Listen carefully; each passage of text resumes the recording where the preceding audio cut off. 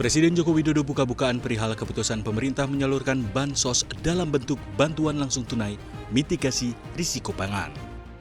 BLT pangan sebesar Rp200.000 per bulan itu diberikan pada Januari 2024, namun dirapel sekaligus pada Februari 2024. Menurut sang kepala negara, pemerintah ingin memperkuat daya beli masyarakat bawah. Misalnya, bantuan pangan berupa beras yang diberikan sejak September 2023. Kendati demikian, niat baik Jokowi ini dinilai banyak pihak dapat menguntungkan salah satu pasangan calon presiden dan calon wakil presiden saat pemilu 2024. Kebetulan, pemilu pun dilakukan pada bulan Februari. Jokowi menilai BLT yang digelontorkan bukan cuma keputusan sepihak dari pemerintah. Dia mengatakan sudah ada mekanisme persetujuan dari DPR untuk memberikan semua bantuan sosial ke masyarakat dari dana APBN. Menurut Jokowi, bantuan sosial yang diberikan juga sama sekali tidak ada kaitannya untuk dipolitisasi sebagai keuntungan pada paslon tertentu pada pemilu 2024. Pasalnya, bantuan sosial itu banyak diberikan jauh-jauh hari sebelum pemilu 2024, bahkan ada yang sudah diberikan sejak September tahun lalu.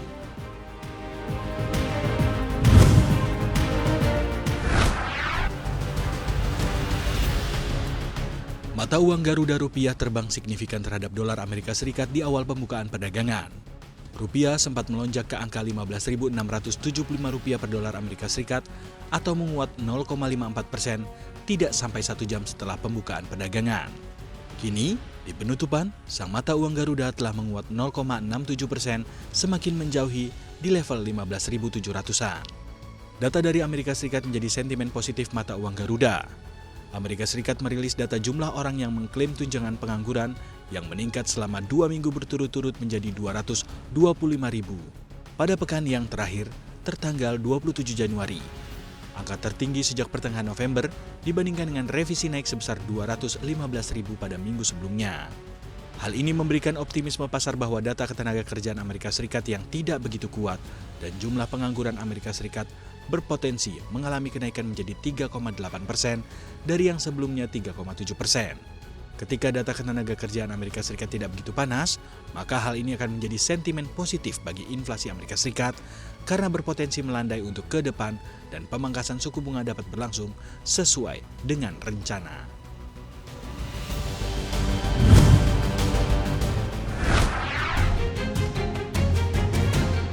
Menteri Perhubungan Budi Karya Sumadi buka-bukaan terkait kelanjutan proyek Light Rail Transit atau LRT Bali.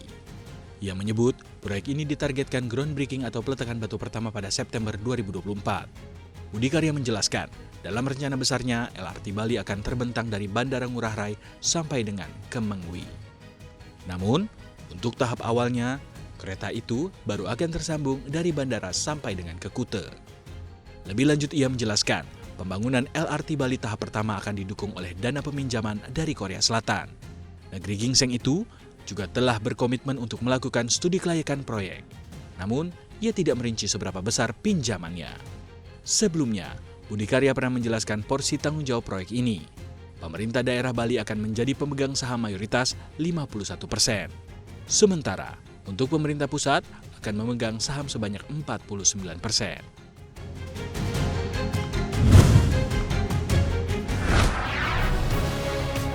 Zoom dikabarkan akan melakukan pemutusan hubungan kerja terhadap sekitar 150 karyawan mereka. Adapun alasan PHK yakni sebagai bagian dari upaya penyesuaian posisi untuk meningkatkan efisiensi sesuai dengan tekanan daripada investor. Juru bicara Zoom menyatakan jumlah karyawan yang terkena PHK setara dengan 2% dari total karyawan perusahaan.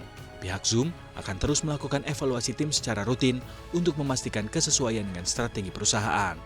Sebelumnya, Zoom juga telah melakukan PHK terhadap sekitar 15% karyawannya atau setara dengan 1.300 orang. Perusahaan menekankan langkah ini tidak akan berdampak pada seluruh operasional perusahaan. Zoom akan terus membuka lowongan kerja di bidang kecerdasan buatan atau AI, penjualan, dan operasional sepanjang tahun 2024. Seperti diketahui, bisnis Zoom mengalami lonjakan pada awal pandemi COVID-19 ketika bekerja dari jarak jauh menjadi tren. Namun, dengan meredanya pandemi dan banyak orang yang kembali beraktivitas secara langsung, saham Zoom anjlok sekitar 10% tahun ini.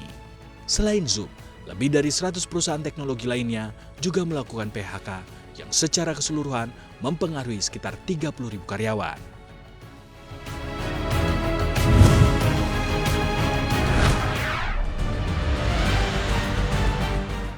Deutsche Bank mengumumkan PHK terhadap 3.500 karyawan. Hal ini sejalan dengan target pengurangan biaya 2,5% miliar euro atau setara dengan 42,4 triliun rupiah hingga 2025. Lewat langkah ini, maka Deutsche Bank telah memangkas 4% dari total karyawan mereka. Meskipun dari segi laba Deutsche Bank sebelum pajak naik sebesar 2% pada tahun 2023 menjadi 5,7 miliar euro. Nominal ini mencapai level tertinggi dalam 16 tahun. Mirisnya, laba bersih justru menurun 14% menjadi 4,9 miliar euro karena meningkatnya tagihan pajak. Selain pajak, PHK juga dipicu oleh otomatisasi yang terjadi di dunia perbankan dan penyederhanaan alur kerja. Perihal hal ini, CEO Deutsche Bank, Christian Sewing, menyebutkan dirinya akan fokus pada penghematan biaya dan juga investasi. Saat ini, efisiensi yang dilakukan Deutsche Bank juga berkontribusi pada gelombang PHK perbankan secara global. Hal ini turut dilakukan oleh bank besar lainnya seperti Citibank dan juga UBS. Bank Inggris seperti Barclays, Lloyds, dan Metrobank juga melakukan hal yang sama pada November. Penggunaan AI atau peningkatan otomatisasi menjadi alasan umum dilakukannya pengurangan staf.